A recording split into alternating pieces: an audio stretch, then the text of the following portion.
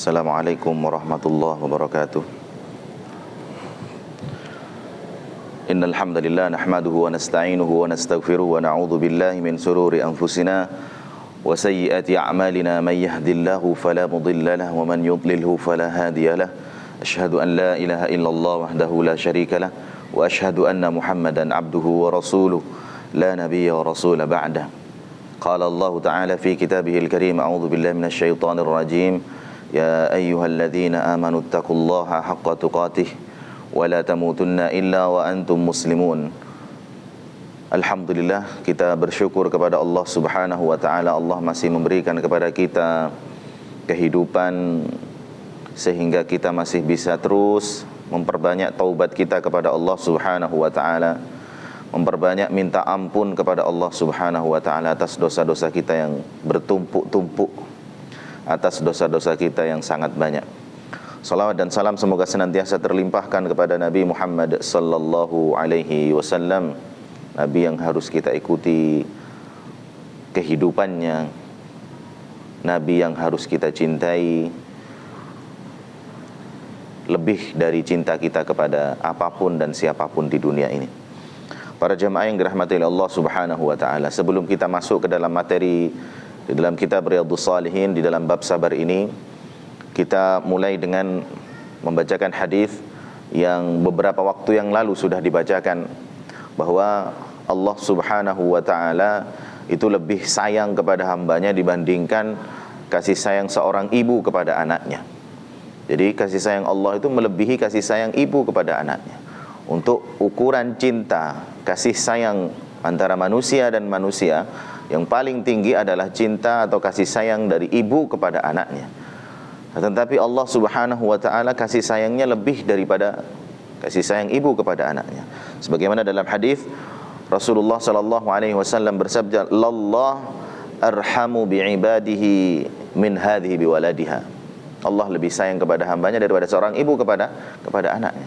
Dan salah satu bentuk kasih sayang Allah Subhanahu wa taala adalah Allah mengampuni dosa-dosa semua hamba, sebanyak apapun dosa-dosa itu.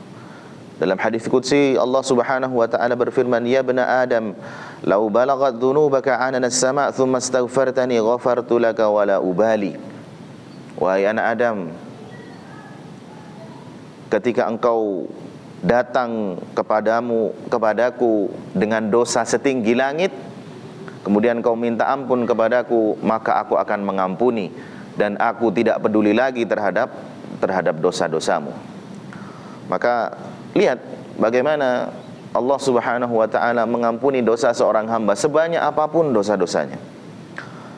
Setinggi langit tetap diampuni oleh Allah Subhanahu wa taala, dan Allah tidak peduli selama hamba ini tidak berbuat syirik kemudian minta ampun kepada Allah Subhanahu wa taala. Sebanyak apapun, Rabb kita, Tuhan kita adalah Allah Maha Pengampun atas dosa-dosa hamba. Ini adalah bentuk kasih sayang Allah Subhanahu wa taala kepada hambanya.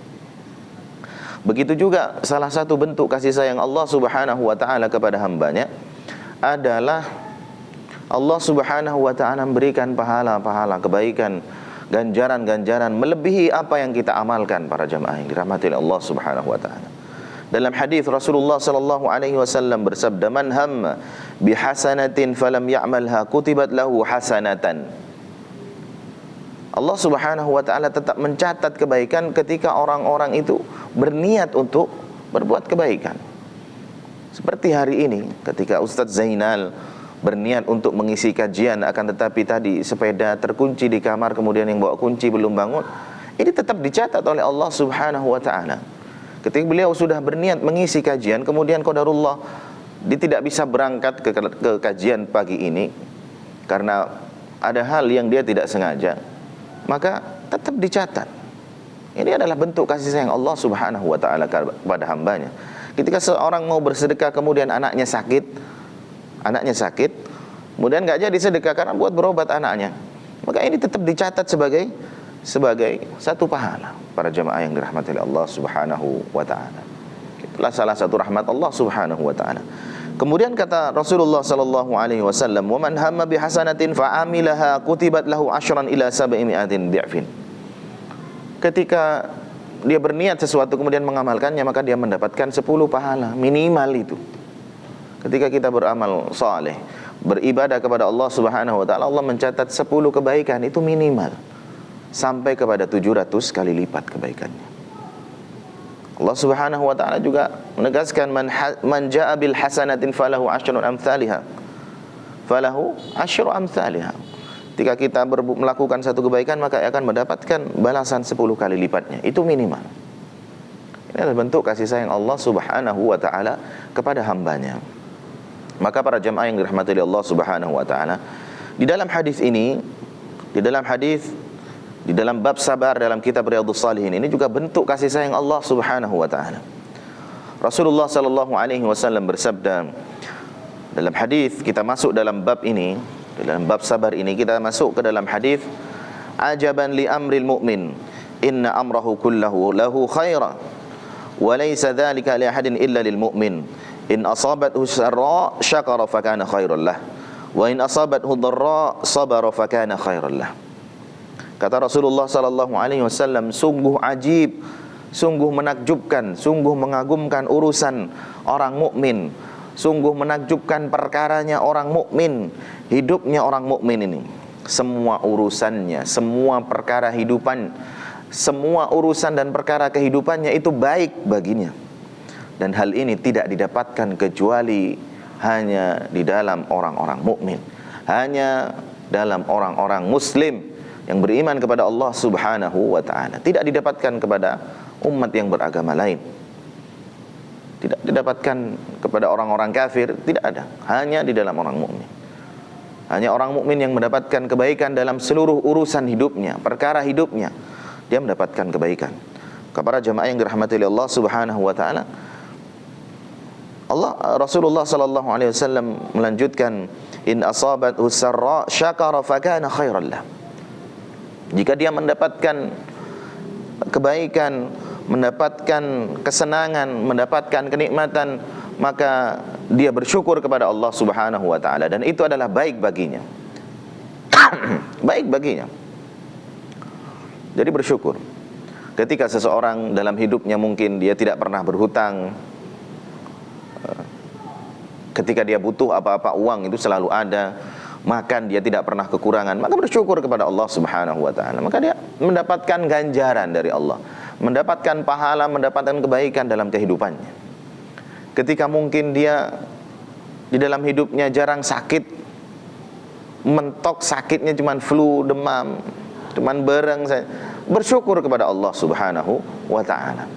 Maka kebaikan-kebaikan dia akan dapat, ganjaran-ganjaran dia akan dapat, pahala-pahala dia akan dapatkan.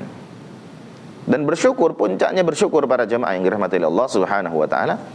Puncaknya rasa syukur adalah taat kepada Allah Subhanahu wa taala. Maka saya pernah nanya itu ke murid-murid saya,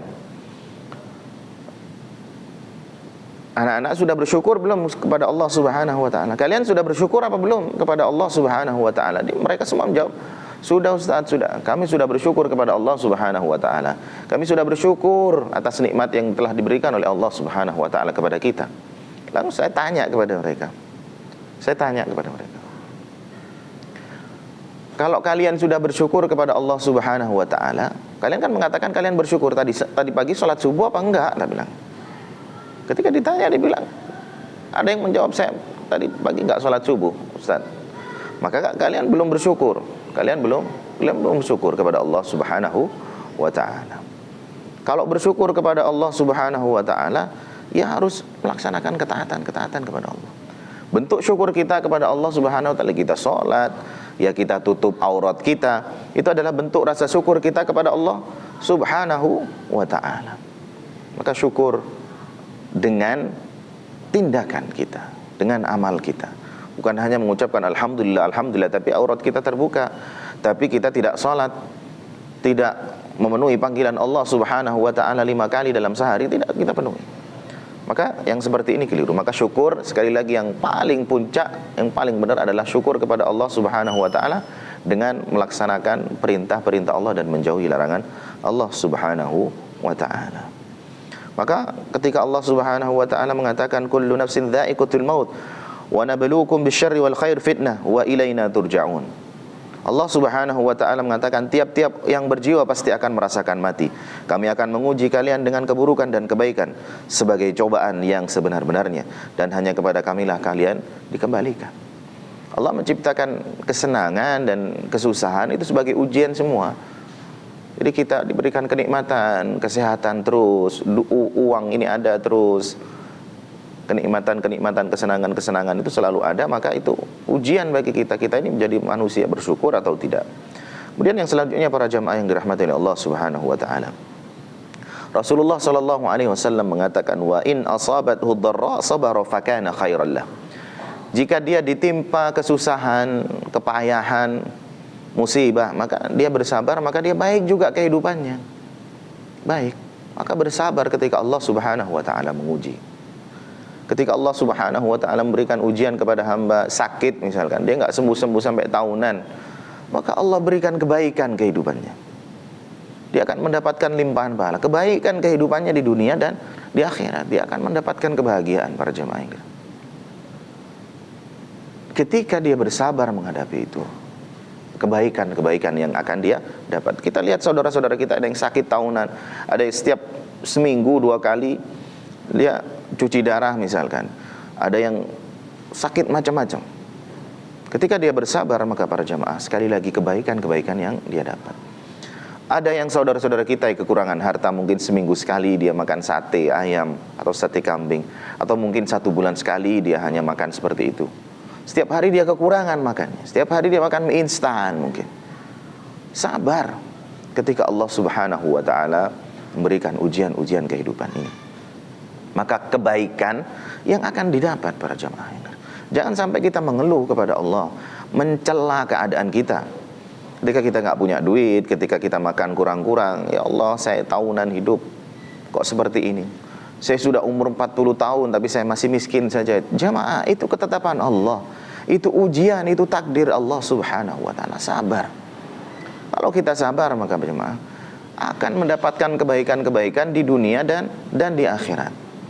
Maka para jamaah yang dirahmati oleh Allah Subhanahu wa ta'ala, sekali lagi sabar kita. Sabar ketika menghadapi ujian-ujian yang diberikan oleh Allah Subhanahu wa ta'ala. Ada mungkin seorang yang diberikan oleh Allah Subhanahu wa ta'ala kekurangan harta, maka biasa saja sabar. Kata para ulama apa? Kita ini hidup di dunia mungkin 60 tahun, 65 tahun, 70 tahun paling lama, kemudian kita mati. Kita susah hidup di dunia 30 tahun, selesai, mati sudah kita. Tapi kalau kita susah di akhirat ribuan tahun, selama-lamanya kita akan susah di akhirat. Maka bersabar dengan ketetapan Allah Subhanahu wa ta'ala. Kita sakit, kita diberikan kekurangan harta di dunia, sabar. Sebentar kehidupan dunia, sebentar. Sekali lagi, ketika kita bersabar, ketika mendapatkan ujian dari Allah Subhanahu wa ta'ala, maka kebaikan-kebaikan yang akan kita dapat. Sabar, tidak perlu kita memaksakan hidup. Kita tidak berdosa para jamaah yang dirahmati oleh Allah Subhanahu wa ta'ala. Mungkin seumur hidup kita tidak pernah beli motor baru, kita tidak pernah beli motor dari dealer langsung. Jangan, biasa. Kita nggak usah maksa-maksa, kemudian kita beli motor bagus, kita beli NMAX, kemudian 3 tahun baru selesai. Jangan maksa-maksa. Sudah, kita bersabar ketika Allah Subhanahu wa ta'ala memberikan kekurangan harta kepada kita. Susah kita hidup, sabar. Sabar menghadapi itu semua. Sebentar, maka kita akan mendapatkan kebaikan-kebaikan. Maka para jamaah yang dirahmati oleh Allah Subhanahu wa ta'ala, sebagaimana yang dikatakan oleh para ulama,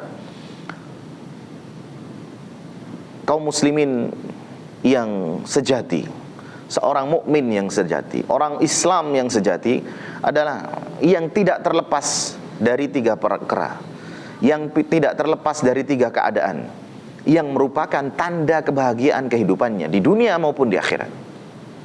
Orang mukmin sejati itu tidak terlepas dari 3 perkara, tidak pernah terlepas dari 3 keadaan, yaitu ketika dia mendapatkan kenikmatan, kesenangan yang diberikan oleh Allah Subhanahu wa ta'ala kepada dia, maka dia bersyukur. Bersyukur dengan mengucapkan alhamdulillah, dengan memuji Allah Subhanahu wa taala, dengan menjalankan seluruh ketaatan-ketaatan kepada Allah Subhanahu wa taala dan menjauhi larangan-larangan. Bersyukur dia ketika diberikan kesenangan oleh Allah Subhanahu wa taala. Dan yang kedua adalah ketika mendapatkan kesusahan, ketika mendapatkan kesempitan harta, ketika diberikan kesusahan oleh Allah Subhanahu wa taala, sakit dan yang lainnya, maka dia bersabar. Kemudian yang ketiga, apabila dia berbuat dosa, maka dia segera bertaubat kepada Allah Subhanahu wa taala. Apabila dia berbuat durhaka, berbuat maksiat kepada Allah Subhanahu wa taala, dia segera bertaubat, segera ingat dan segera kembali kepada Allah Subhanahu wa taala. Maka dia akan mendapatkan kebahagiaan di dunia maupun di akhirat. Yang pertama adalah bersyukur ketika mendapatkan kesenangan, kenikmatan dari Allah Subhanahu wa taala dengan menjalankan perintah Allah dan menjauhi larangannya. Itu bentuk syukur tertinggi. Kemudian yang kedua, jika mendapatkan kesusahan adalah bersabar.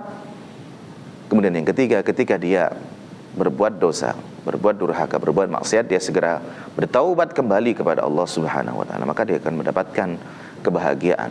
Itu adalah puncak kebahagiaan seorang mukmin yang sejati.